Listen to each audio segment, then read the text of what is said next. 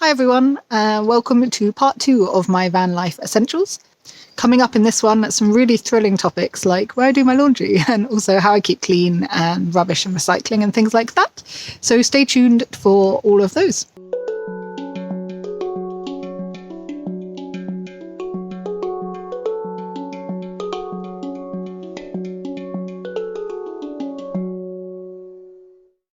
Something I realised I should have covered in the last one when I was talking about parking and somehow forgot.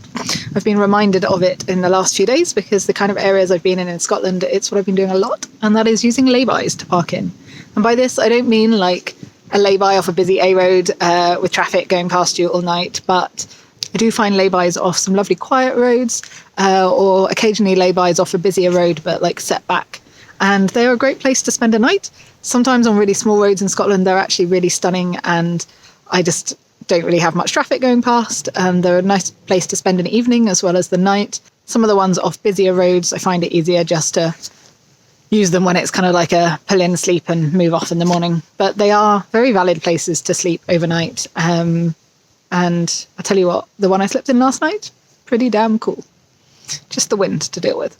My only real requirement with lay-bys is to make sure that I'm like set back away from any traffic going past. So especially on faster roads, if the traffic's going to be going fast, I don't want it making the van rock.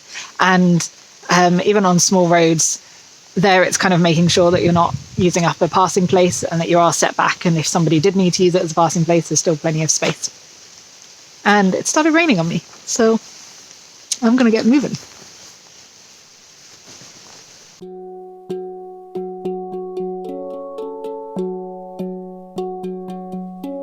For doing my laundry, I mostly use Revolution washing machines.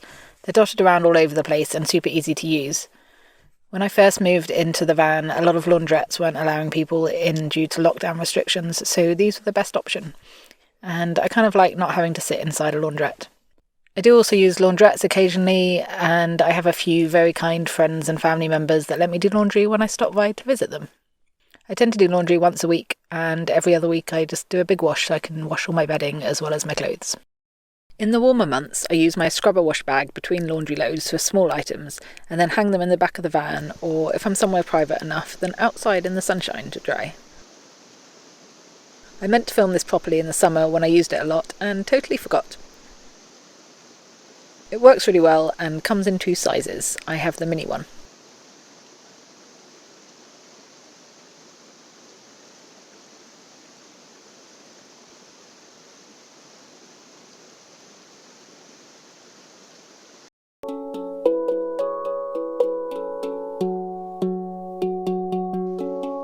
Keeping clean for me is something that varies a lot just depending on what the weather is doing and what time of the year it is. So in the summer months, I go in lochs and rivers and things for swims quite often. So it's really easy to rinse off in those. And when it's a bit colder, I'm not so inclined to do that. One of the things that I do all year round is make sure that I've got some warm water in the evening so that I can give myself a really good wash. I like to get into bed feeling clean. And then it also means that in the morning when I get up, I can just like wash my face, get up and go, and I don't have to faff around and get clean. It also just keeps my bed feeling a bit cleaner for longer, which means less laundry. When it is warm enough, and sometimes when I'm just feeling really brave, I'll wash my hair and sometimes my whole body outside.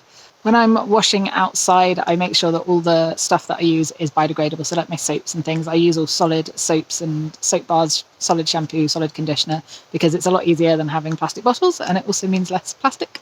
And then those are like usually natural ingredients anyway, and I make sure they're biodegradable so I can use a little bit of one in a river or something and not really worry too much. A trick that somebody gave me this year was when you're sort of somewhere a bit busier and you don't really want to take your soap down when you're just going for a swim somewhere, you can just rub the soap under your arms before you go for a swim, and then it cleans you off nicely. That was a really good trick. I have used that a few times since. Something I used to do a lot when I first started camping out of vehicles was use leisure centres for showers and go for a good swim and have a shower, sometimes just pay for a shower. That was not possible. I moved into my van in another lockdown, and all leisure centres were closed. And then when they started reopening, they were super strict on who they let in, and you couldn't really get access to one if you didn't live in the area. So I kind of got out of the habit of doing that. And in the last couple of weeks, I've just started going to a swimming pool and having a bit of a swim and a shower. I don't know whether I'll carry that on through the winter. I think it depends on each swimming pool, what the restrictions are at the moment. What I discovered in the first couple of months in the van was that motorway services have showers and they are free. I was mostly sort of bumping around the central Scotland so that I didn't head off into any small communities because of the restrictions at the time. So I was generally not that far away from any of the motorway services. So I kind of got the hang of motorway services for showers. They're not always the most amazing thing, but they do their job. Another thing I meant to film in the summer and never did is my USB rechargeable shower. This doesn't heat the water, it's just a pump, but it does make it super easy to wash my hair or body when I bother to get it out. The shower also came with this suction hook, which is really useful when going for a shower somewhere like motorway services. I use travel towels so they dry quickly. The flannels I use are actually made from a travel towel which I cut up, so they also dry rapidly, and I have lots so I can use a fresh one every day. I also make my own dry shampoo, which works a treat when I can't wash my hair for a few days.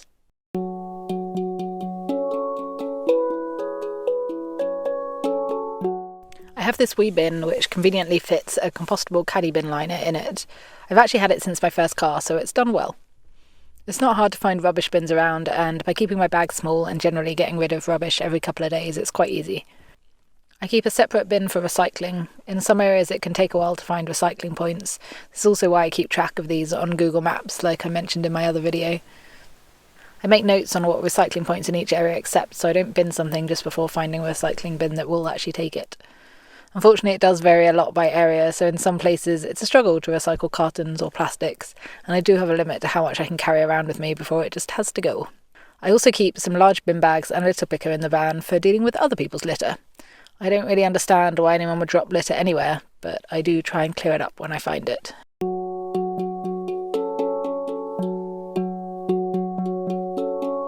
Everybody hates little creatures eating them, and one of the things you get in Scotland is a few that like to do that. So midges are probably one of the real terrors of Scotland, especially the west. I say out in the west with something flying around me at the moment, even though it's October. I'm not sure they're midges. They haven't tried to eat me yet. They do look midge-sized. Strange. But midges in the summer in Scotland can get a little bit crazy. If you haven't come across them, you probably haven't been to Scotland.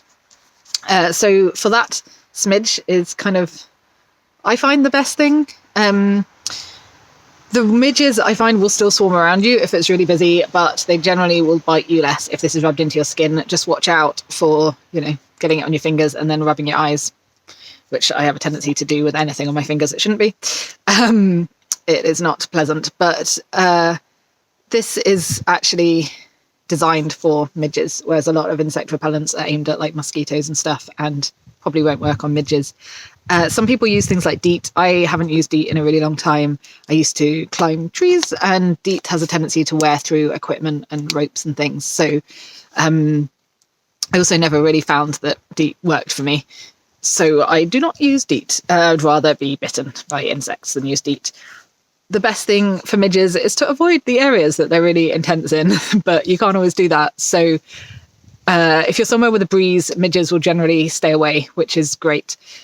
Sometimes you just get midged. I have a head net that I wear, so if I'm somewhere really, really midgy in the forest or something and I need to be there, then I'll put a head net on because it just stops them biting your face and going in your eyes and ears and things. But I don't want to put everyone off coming to Scotland if you haven't been.